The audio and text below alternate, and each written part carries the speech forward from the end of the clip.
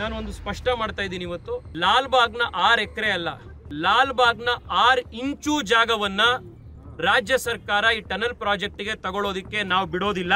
ಅಲ್ಲ, ನಿಮಗೆ ಅಲ್ಲಿ ತನಕ ಬರಕ್ಕೆ ಸಮಸ್ಯೆನಾ? ಇದ್ರ ಕೆಳಗಡೆ ಸರ್ ಅಲ್ಲಿ ಬೇಡ ಅಲ್ಲ ಸರ್, ಈ ಒಂದು ಪ್ರಾಜೆಕ್ಟ್ ವಿಚಾರಕ್ಕೆ ಬಂದಾಗ ಅಲ್ಲಿಗೆ ಬರೋದು ಏನಕ್ಕೆ ಸರ್? ಅಲ್ಲಿ ನಿಮ್ಮ ಟನಲ್ ಒಳಗಡೆ ಹೋಗ್ತಾ ಇರೋರು ಇದ್ರ ಮೇಲೆ ಬರೋದೇ ಸಮಸ್ಯೆ ಅಂತಂದ್ರೆ sir, this is very unexpected behaviour. ತಾವು ಬಂದು ನಮಗೆ ತಿಳಿಸ್ಬೇಕಲ್ಲಿ ಜಾಗ ಎಲ್ಲಿದೆ ಅಂತ. As public representative don't we have the right to know? ಅಲ್ಲ, ನಾವು ಅಲ್ಲಿಂದ ನಾವು if you want to understand it, ಸರಿ ಇಲ್ಲ. ಇವಿಷ್ಟನ್ನ ನೋಡಿದಾಗ ನಿಜವಾಗ್ಲೂ ಟನಲ್ ರೋಡ್ ಮಾಡೋದು ಜನರ ಒಳಿತಿಗ ಅಥವಾ ಹಣದ ಆಸೆಗ ಅನ್ನೋದು ಪ್ರಶ್ನೆ ಈಗ ಮೂಡ್ತಾ ಇರೋದು. ಯಾಕಂದ್ರೆ ಇಷ್ಟೊತ್ತು ಇಲ್ಲಿ ನೀವು ಸರ್ವೆ ನಡೆಸಿರೋದು ಮಾತಾಡೋದು ನೋಡಿದಾಗ ಅಧಿಕಾರಿಗಳ ಲೋಪ ಎದ್ದು ಕಾಣ್ತಿದೆ. ಏನ್ ಹೇಳ್ತೀರಾ ಸರ್? ರಾಜ್ಯ ಸರ್ಕಾರ ಈ ಟನಲ್ ರೋಡ್ ಮಾಡ್ಲಿಕ್ಕೆ ಹೊರಟಿರುವಂಥದ್ದು ಜನರ ಹಿತಕ್ಕೋಸ್ಕರ ಅಲ್ಲ. ಬೆಂಗಳೂರಿನ ಜನಕ್ಕೆ ಈ ಟನಲ್ ರೋಡ್ ಬೇಕಿಲ್ಲ, ರಾಜ್ಯ ಸರ್ಕಾರಕ್ಕೆ ಈ ಟನಲ್ ರೋಡ್ ಬೇಕಿದೆ. ಅದಕ್ಕೋಸ್ಕರ ಇದನ್ನ ಬೆಂಗಳೂರಿನ ಜನರ ಮೇಲೆ ಹೇರ್ತಾ ಇದ್ದಾರೆ. ಈ ಟನಲ್ ರೋಡು ಕಾರ್ಗಳಿಗೆ ಮಾತ್ರ, ಯಾರು ಕಾರ್ ಇಟ್ಕೊಂಡಿರುವಂಥ ಜನ ಇದ್ದಾರೆ ಅವರಿಗೆ ಈ 18 ಕಿಲೋಮೀಟರ್ ಟನಲ್ ರೋಡ್ ಉಪಯೋಗ ಆಗುತ್ತೆ. ಇದರಿಂದ ಯಾವುದೇ ಟ್ರಾಫಿಕ್ ಜಾಮು ಬಗೆಹರಿಯೋದಕ್ಕೆ ಸಾಧ್ಯ ಆಗೋದಿಲ್ಲ. ಇವತ್ತು ಈ ಟನಲ್ ರೋಡನ್ನು ಮಾಡಲಿಕ್ಕೆ ಬೆಂಗಳೂರಿನಲ್ಲಿ ಉಳಿದಿರೋವಂಥ ಕಬ್ಬನ್ ಪಾರ್ಕು, ಲಾಲ್ಬಾಗು, ಪುಣ್ಯಾತ್ಮನು ಹಿಂದೆ ಯಾರೋ ಮಾಡೋಗಿದ್ದಾರೆ.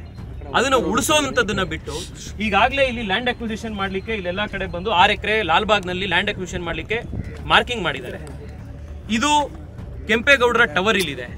ಇಲ್ಲಿ ನೀವು ನೋಡ್ತಿದ್ದೀರಾ, ಇದು ನ್ಯಾಷನಲ್ ಜಿಯೋಲಾಜಿಕಲ್ ಮಾನ್ಯುಮೆಂಟ್. ಇದು ಹಾರ್ಟಿಕಲ್ಚರ್ ಡಿಪಾರ್ಟ್ಮೆಂಟ್ ಮತ್ತೆ government of India geological survey ಅವರು ಇದನ್ನ ಪೆನಿನ್ಸುಲಾರ್ ನೀಸು, ಇಡೀ ದೇಶದ ಒಂದು ಮಾನ್ಯುಮೆಂಟ್. ಇದನ್ನ ಇವತ್ತು ಕೆಳಗಡೆ ಕೊರೆದು ಇದ್ರ ಕೆಳಗಡೆ ಟನಲ್ ಮಾಡಬೇಕು ಅಂತ ಹೊರಟಿದ್ದಾರೆ. ನಾನು GBA ಅಧಿಕಾರಿಗಳಿಗೆ ಇಲ್ಲಿ ಬಂದಂತವರು, ಇಲ್ಲಿ ಕೆಂಪೇಗೌಡರ ಟವರ್ ಹತ್ರ ಇಲ್ಲಿ ಬನ್ನಿ, ಇಲ್ಲಿಂದ ನೀವು ಯಾವ ಲ್ಯಾಂಡ್ ಅಕ್ವಿಸಿಷನ್ ಮಾಡ್ತಿದ್ದೀರಾ, ಎಲ್ಲಿ ಟನಲ್ ಹೋಗುತ್ತೆ ಅನ್ನೋದನ್ನ ಅಲೈನ್ಮೆಂಟ್ ತೋರಿಸಿ ಅಂತಂದ್ರೆ ಅದನ್ನ ತೋರಿಸ್ದಲೇ ಓಡೋದ್ರು. ಏನೇನು ಬಚ್ಚಿಡೋದಕ್ಕೆ ಹೋಗ್ತಿದ್ದೀರಿ? ಲಾಲ್ಬಾಗ್ನಲ್ಲಿ ನಾವು ಬಂದು ಜನರ ಹತ್ರ ಪಬ್ಲಿಕ್ ಕನ್ಸಲ್ಟೇಷನ್ ಮಾಡಿದ್ದೀರಾ ಅಂತ ಕೇಳಿದ್ದಕ್ಕೆ ನಾವು ಮಾಡಿದ್ದೀವಿ ಅಂತಂದ್ರು. ಒಕ್ಕರ್ನಲ್ಲಿ ಜನ ಇಲ್ಲಿರುವಂಥ ವಾಕರ್ಸ್ ಹೇಳಿದ್ರು, ಒಂದು ದಿವಸ ಬಂದಿರಾ, ನಾವು ಪ್ರತಿ ದಿವಸ ಇಲ್ಲಿ ವಾಕಿಂಗಿಗೆ ಬರ್ತೀವಿ. ನಾವು ಒಬ್ಬರ ಹತ್ರ ಒಂದು ದಿವಸ ಬಂದು ಲಾಲ್ಬಾಗಲ್ಲಿ ಈ ಟನಲ್ ರೋಡ್ ಬೇಕಾ ಬೇಡವಾ, ಇದನ್ನು ನಾವು 6 ಎಕರೆ ಇಲ್ಲಿ ತಗೋತಾ ಇದ್ದೀವಿ, ಕೆಳಗಡೆ ಇರುವಂಥ ಬಂಡೆ ಕೆಳಗಡೆಗೆ ನಾವು ಟನಲ್ ಮಾಡ್ತಾ ಇದ್ದೀವಿ, ಇದು ನಿಮಗೆ ಓಕೆ ಆಗತ್ತಾ ಅಂತ ಇಲ್ಲಿರುವಂಥ ಜನನೂ ಕೇಳಿಲ್ಲ ಅಂತ. ಲಾಲ್ಬಾಗ್ ಯಾರದ್ದು? ಬೆಂಗಳೂರಿನ ಆಸ್ತಿ, ಇದು ಬೆಂಗಳೂರಿಗರ ಆಸ್ತಿ. ಇದು ಇವತ್ತು ಸರ್ಕಾರದಲ್ಲಿರುವಂಥವ್ರ ಆಸ್ತಿ ಅಲ್ಲ ಇದು. ಈಗ ಯಾವುದೇ ಟನಲ್ ರೋಡ್ ಪ್ರಾಜೆಕ್ಟ್ ಮಾಡಬೇಕು ಅಂತಂದರೆ ಅಥವಾ ಈ ಥರ ದೊಡ್ಡ ಪ್ರಾಜೆಕ್ಟ್ ಮಾಡಬೇಕು ಅಂತಂದರೆ ಒಂದು ಎನ್ವೈರನ್ಮೆಂಟಲ್ ಇಂಪ್ಯಾಕ್ಟ್ ಅಸೆಸ್ಮೆಂಟ್ ಅಂತ ಒಂದು ಸರ್ವೆ ಮಾಡ್ತಾರೆ. ಈ ಸರ್ವೆ ಮಾಡಿದ್ರೆ ನೀವು ಅಂತಂದ್ರೆ ಅದಕ್ಕೆ ಉತ್ತರ ಇಲ್ಲ. ಜಿಯಾಲಜಿಕಲ್ ಸರ್ವೆ ಆಫ್ ಇಂಡಿಯಾದ ಡೈರೆಕ್ಟರ್ನ ಕರೆಸಿದ್ದೆ ನಾನು ಇವತ್ತು. ನಿಮ್ಮನ್ನು ಕನ್ಸಲ್ಟ್ ಮಾಡಿದಾರಾ? ಈ ಥರದ ಒಂದು ಜಿಯೋಲಾಜಿಕಲ್ ನ್ಯಾಷನಲ್ ಜಿಯೋಲಾಜಿಕಲ್ ಮಾನ್ಯುಮೆಂಟ್ನ ಕೆಳಗಡೆಗೆ ಒಂದು ಟನಲ್ ಬರ್ತಾ ಇದೆ ಅಂತಂದಾಗ ನಿಮ್ಮನ್ನು ಕನ್ಸಲ್ಟ್ ಮಾಡಿದಾರಾ ಅಂತಂದರೆ ಅದು ನಮಗೆ ಕನ್ಸಲ್ಟ್ ಮಾಡಿಲ್ಲ ಅಂತ ಅವರಂದರು. ಯಾರಿಗೋಸ್ಕರ ಮಾಡಕ್ಕೆ ಹೊರಟಿದ್ದಾರೆ ಇದನ್ನು? ಬೆಂಗಳೂರಿನಲ್ಲಿ ಇವತ್ತು ಉಳಿದಿರೋದೇನೆ ಚೂರೋ ಪಾರೋ ಒಂದಿಷ್ಟು ಜನ ಉಸಿರಾಡೋದಕ್ಕೆ, ಒಳ್ಳೆ ಗಾಳಿ ಇರೋದಕ್ಕೆ, ಬಂದು ಹೊರಗಡೆ ಓಡಾಡೋದಕ್ಕೆ ಇರೋದೇ 1-2-3 ಜಾಗ. ನಮ್ಮ ಹೆಸರುಘಟ್ಟ ಗ್ರಾಸ್ ಲ್ಯಾಂಡ್ಸು, ನಮ್ಮ ಕಬ್ಬನ್ ಪಾರ್ಕು, ಇಲ್ಲಿ ಎಲ್ಲದನ್ನು ನಾವು ಒಡೆದು ಹಾಕಿ ಅಲ್ಲಿ ರಸ್ತೆ ಮಾಡಿ, ಪಾರ್ಕಿಂಗ್ ಲಾಟ್ ಮಾಡಿ, ಕಮರ್ಷಿಯಲ್ ಕಾಂಪ್ಲೆಕ್ಸ್ ಕಟ್ಟಿ ಜನ ಉಸಿರಾಡೋದೇನು ಉಸಿರಾಡಬೇಕು ಬೆಂಗಳೂರಿನಲ್ಲಿ? 6 ಎಕರೆ ಇಲ್ಲಿ ಲಾಲ್ಬಾಗ್ನ ಜಾಗ ತೆಗಿಬೇಕು ಅಂತ ಇದ್ದಾರೆ. ಈ ಟನಲ್ ಬೋರಿಂಗ್ ಮಷೀನ್ ಬಂದು ಕಂಪ್ಲೀಟ್ ಆದ್ಮೇಲೆ ಇರುವಂಥ ಜಾಗದಲ್ಲಿ ನೀವೇನು ಮಾಡ್ತೀರಾ? ನಿಮ್ಮ DPRನಲ್ಲಿ ಕಮರ್ಷಿಯಲ್ ಕಾಂಪ್ಲೆಕ್ಸಿಗೆ ಜಾಗ ಇದೆಯಲ್ಲ ಅಂತಂದರೆ ಹೌದು, ಇಂಟರ್ ಮಾಡ್ಯುಲರ್ ಹಬ್ ಬರುತ್ತೆ, ಅಲ್ಲಿ ಕಮರ್ಷಿಯಲ್ ಕಾಂಪ್ಲೆಕ್ಸ್ ಬರುತ್ತೆ ಅಂತ.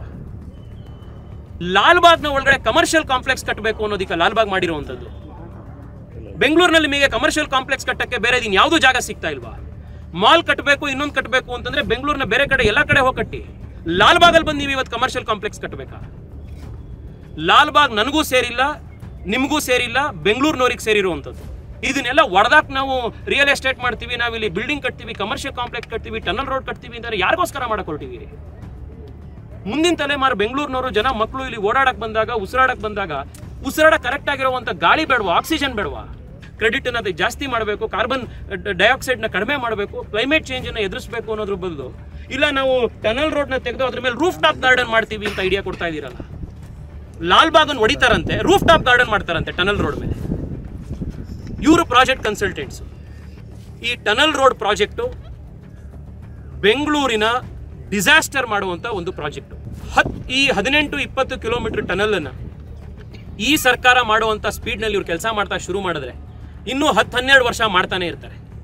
ಸಿಟಿ ಸೆಂಟರನ್ನು, ಹೃದಯ ಭಾಗವನ್ನು ಅಗದು, ಈಗ ನಾವು ಯಾವ ರಸ್ತೆಗೆ ಹೋದ್ರೂ ಕೂಡ ಬೆಂಗಳೂರಿನಲ್ಲಿ ಗಾಜಾದಲ್ಲಿ ಬಾಂಬ್ ಹಾಕಿ ಯಾವ ಥರ ಕಾಣುತ್ತೆ ಆ ಥರ ಇದ್ದಂಗಿದೆ ಬೆಂಗಳೂರು.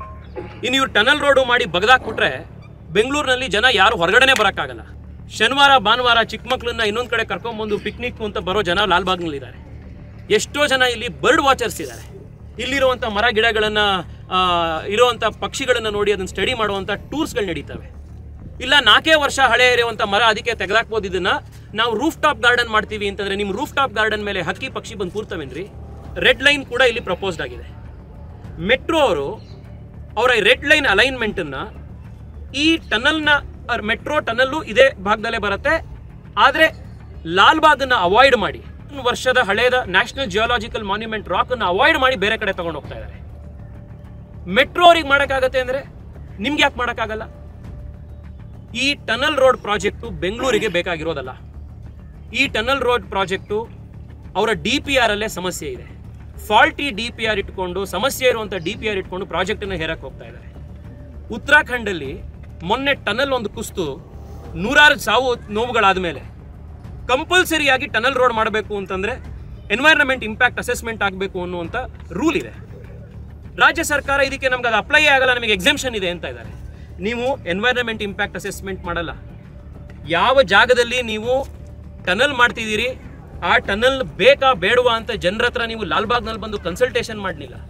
ಬೆಂಗಳೂರಿನ ಜನರ ಹತ್ರ ನೀವು ಈ ಟನಲ್ ನಿಮಗೆ ಬೇಕಾ ಅನ್ನೋದನ್ನು ನೀವು ಕೇಳಿಲ್ಲ. ಆದರೆ 600 ರೂಪಾಯಿ ಪರ್ ಡೇ 2 ವೇ ಟೋಲ್ ಕಟ್ಟುವಂಥ ಕಾರ್ಗಳು ಮಾತ್ರ ಉಪಯೋಗ ಮಾಡುವಂಥ, ಶ್ರೀಮಂತರಿಗೆ ಮಾತ್ರ ಉಪಯೋಗ ಆಗುವಂಥ, ಕಾರ್ ಉಳ್ಳೋರಿಗೆ ಮಾತ್ರ ಉಪಯೋಗ ಆಗುವಂಥ 18 ಕಿಲೋಮೀಟರ್ ಟನಲನ್ನು ಬೆಂಗಳೂರಿನಲ್ಲಿ ಹೇರಕ್ಕೆ ಹೊರಟಿದೆ. ನಾಚಿಕೆ ಆಗಬೇಕು ಈ ರಾಜ್ಯ ಸರ್ಕಾರಕ್ಕೆ. ಇದು ಬೆಂಗಳೂರು ದಕ್ಷಿಣ. ಜನ ನಮ್ಮನ್ನು ಆಯ್ಕೆ ಮಾಡಿದ್ದಾರೆ. ಈ ಭಾಗದ ನೈಸರ್ಗಿಕ ಸಂಪತ್ತು, ಈ ಭಾಗದ ಸಾಂಸ್ಕೃತಿಕ ಸಂಪತ್ತು, ಇದನ್ನು ಕಾಪಾಡಬೇಕು ಅಂತ. ಇಲ್ಲಿ ಕೆಂಪೇಗೌಡರ ಟವರ್ ಇದೆ. ಬೆಂಗಳೂರು ಇಲ್ಲಿವರೆಗೆ ಬೆಳೆಯುತ್ತೆ ಅನ್ನುವಂಥ ಒಂದು ಅಭಿಲಾಷೆಯಿಂದ ಕಟ್ಟಿದಂಥ ಒಂದು ಕಟ್ಟಡ, ಅದು ಮಾನ್ಯುಮೆಂಟ್. ಅದು ಇದು ನನಗೆ ಸೇರಿರೋದಲ್ಲ, ಇವತ್ತಿ ಬದುಕಿರೋರಿಗೆ ಮಾತ್ರ ಸೇರಿರೋದಷ್ಟೇ ಅಲ್ಲ. ಇದು ಮುಂದಿನ ತಲೆಮಾರಿನ ಜನ ಯಾರಿರ್ತಾರೆ ಅವ್ರಿಗೂ ಕೂಡ ರಕ್ಷಣೆ ಮಾಡಿಡುವಂಥ ನಮ್ಮ ಜವಾಬ್ದಾರಿ. ನೈಸರ್ಗಿಕ ಸೃಷ್ಟಿ ಇದು, ನ್ಯಾಷನಲ್ ಜಿಯೋಲಾಜಿಕಲ್ ಮಾನ್ಯುಮೆಂಟ್ ಇದು. ಇದನ್ನು ಕಾಪಾಡಬೇಕಾಗಿರೋದು ಇವತ್ತಿನ ತಲೆಮಾರಿಗೆ, ಮುಂದಿನ ತಲೆಮಾರಿಗೆ ನಮ್ಮ ಜವಾಬ್ದಾರಿ. ನಾಳೆ ನಾಡಿದ್ರಲ್ಲಿ ಬೆಂಗಳೂರು ದಕ್ಷಿಣದ ಎಲ್ಲ ಶಾಸಕರುಗಳು ನಾವೆಲ್ಲರೂ ಒಟ್ಟಿಗೆ ಬರ್ತೀವಿ. ಇಲ್ಲಿರುವಂಥ ವಾಕರ್ಸ್ ಅಸೋಸಿಯೇಷನ್ನು, ಇಲ್ಲಿ ಪ್ರತಿ ದಿವಸ ಲಾಲ್ಬಾಗನ್ನು ಉಪಯೋಗಿಸುವಂಥ ಜನ, ಇವತ್ತು ಯಾರು ಇವ್ರ ಅಧಿಕಾರಿಗಳು ಬಂದು ಉತ್ತರ ಕೊಡದಲೆ ಇಲ್ಲಿ ಜಾಗಕ್ಕೂ ಬರ್ದಲೆ ಓಡ್ ಹೋದ್ರು, ಲಾಲ್ಬಾಗ್ ಅವ್ರಿಗೆ ಸೇರಿರೋದಲ್ಲ ಇದು. ನಾನು ಬೈಲಿಕ್ಕೆ ಹೋಗೋದಿಲ್ಲ. ರಾಜ್ಯ ಸರ್ಕಾರದ ಬಲವಂತಕ್ಕೋಸ್ಕರ ಪಾಪ ಅವರು ಕೂಡ ಮಾಡ್ತಾ ಇದ್ದಾರೆ. ಅವ್ರಿಗೆ ನೀವು ಪಕ್ಕದಲ್ಲಿ ಕೂತ್ಕೊಂಡು ಕೇಳಿ, ನಿಜವಾಗ್ಲೂ ನಿಮಗೆ ಪ್ರಾಜೆಕ್ಟ್ ಬೇಕೇನ್ರಿ ಅಂತ ಅವರೇ ಹೇಳ್ತಾರೆ, ಸರ್ ಬೇಡ ಸರ್ ಇದು ಅಂತ. ಆ ಅಧಿಕಾರಿಗಳ ಮೇಲೂ ಕೂಡ ಇಂಥ ಒತ್ತಡವನ್ನ ರಾಜ್ಯ ಸರ್ಕಾರ ಹೇರ್ತಾ ಇದೆ, ಇದನ್ನ ಮಾಡಬೇಕು ಅಂತ. ನಾನು ಒಂದು ಸ್ಪಷ್ಟ ಮಾಡ್ತಾ ಇದ್ದೀನಿ ಇವತ್ತು, ಲಾಲ್ಬಾಗ್ನ 6 ಎಕರೆ ಅಲ್ಲ, ಲಾಲ್ಬಾಗ್ನ 6 ಇಂಚು ಜಾಗವನ್ನ ರಾಜ್ಯ ಸರ್ಕಾರ ಈ ಟನಲ್ ಪ್ರಾಜೆಕ್ಟ್ಗೆ ತಗೊಳ್ಳೋದಕ್ಕೆ ನಾವು ಬಿಡೋದಿಲ್ಲ. 100% ಇದು. ಲಾಲ್ಬಾಗ್ ನಮ್ಮ ಬೆಂಗಳೂರಿನ ಆಸ್ತಿ. 6 ಎಕರೆ ಅಲ್ಲ, 6 ಇಂಚು ಕೂಡ ಲಾಲ್ಬಾಗನ್ನ ರಾಜ್ಯ ಸರ್ಕಾರ ಕಸಿದಲೇ ಇರೋ ರೀತಿ ನಾವು ಹೋರಾಡ್ತೀವಿ. ಆ ರೀತಿ ಏನಾದರೂ ದುಸ್ಸಾಹಸ ಮಾಡಿದ್ರೆ ಈ ರಾಜ್ಯ ಸರ್ಕಾರ ಬೆಂಗಳೂರಿನಲ್ಲಿ ಎಂದೂ ಕೂಡ ಎದುರಿಸದಲೇ ಇರುವಂತಹ ಹೋರಾಟವನ್ನು ತಾವು ಎದುರಿಸಬೇಕಾಗತ್ತೆ. ಈಗ ಕೋರ್ಟಿಗೆ ಈಗಾಗಲೇ 2-3 ಜನ PILಗಳು ಹಾಕಿದೆ. ನನ್ನ ಕಚೇರಿಯಿಂದ ಕೂಡ PILನ ನಾವು ದಾಖಲು ಮಾಡಿದ್ದೀವಿ. ಅದರ ಹಿಯರಿಂಗಿಗೆ ನಾವು ವೇಟ್ ಮಾಡ್ತಾ ಇದ್ದೀವಿ. ನಾನೇ ಸ್ವತಃ ಹೈಕೋರ್ಟ್ನಲ್ಲಿ ಈ ಟನಲ್ ಪ್ರಾಜೆಕ್ಟ್ನ ವಿರುದ್ಧವಾಗಿ ನಾನೇ ವಾದ ಮಂಡಿಸ್ತೀನಿ. ಜನಕ್ಕೆ ಬೇಡದಲೇ ಇರುವಂಥ, ಎನ್ವೈರನ್ಮೆಂಟ್ ಇಂಪ್ಯಾಕ್ಟ್ ಅಸೆಸ್ಮೆಂಟ್ ಮಾಡದಲೇ ಇರುವಂಥ, ಪಬ್ಲಿಕ್ ಕನ್ಸಲ್ಟೇಷನ್ ಮಾಡದಲೇ ಇರುವಂಥ, DPRನಲ್ಲಿ 15-20 ಸಮಸ್ಯೆಗಳಿರುವಂಥ ಪ್ರಾಜೆಕ್ಟನ್ನು ಯಾವ ಕಾರಣಕ್ಕೆ ನೀವು ಹೇಳಿಕೆ ಮಾಡಕ್ಕೆ ಹೋಗ್ತಿದ್ದೀರಿ? ಈ ಪ್ರಶ್ನೆಯನ್ನು ಇವತ್ತು ನಾವು ಕೋರ್ಟ್ನಲ್ಲೂ ಪ್ರಶ್ನೆ ಮಾಡೋರಿದ್ದೀವಿ. ನಾನು ಆರ್ಕಿಯಾಲಜಿಕಲ್ ಸರ್ವೆ ಆಫ್ ಇಂಡಿಯಾಗೂ ಕೂಡ ಬರೆಯೋನಿದ್ದೀನಿ.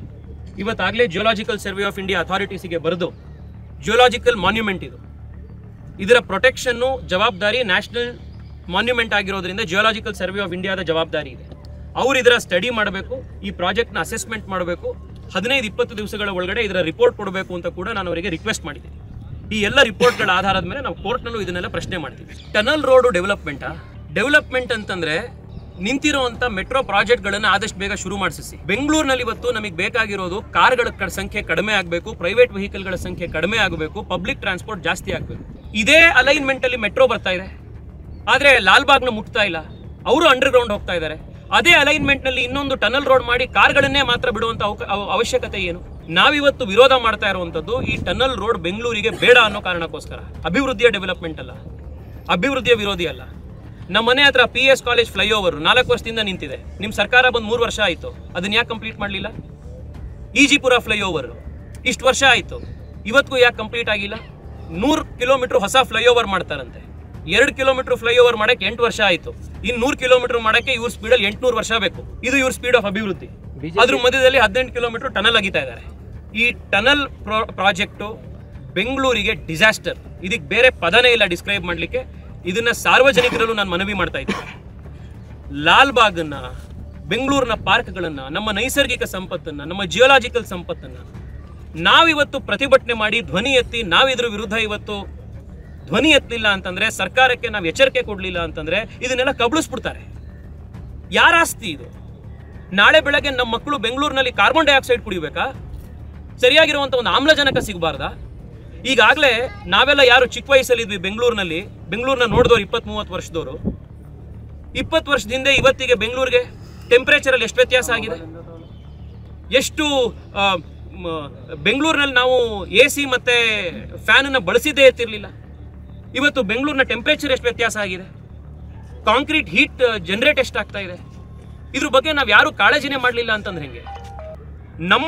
ನಮಗೇನು ಬೇಕು ಅದನ್ನ ಮಾಡೋದಿಕ್ಕೆ ಸರ್ಕಾರ ಇರೋದು, ಅವ್ರಿಗೇನು ಬೇಕು ಅದನ್ನ ಮಾಡೋದಿಕ್ಕಲ್ಲ ಸರ್ಕಾರ ಇರೋವಂಥದ್ದು. ನಾವೀಗಾಗಲೇ ನಾನು ನೋಡಿದ್ದೀನಿ change.org ನಲ್ಲಿ ಯಾರೋ ಶುರು ಮಾಡಿರುವಂಥ ಪಿಟಿಷನಲ್ಲಿ 15-20 ಸಾವಿರ ಜನ ವೋಟ್ ಹಾಕಿದ್ದಾರೆ.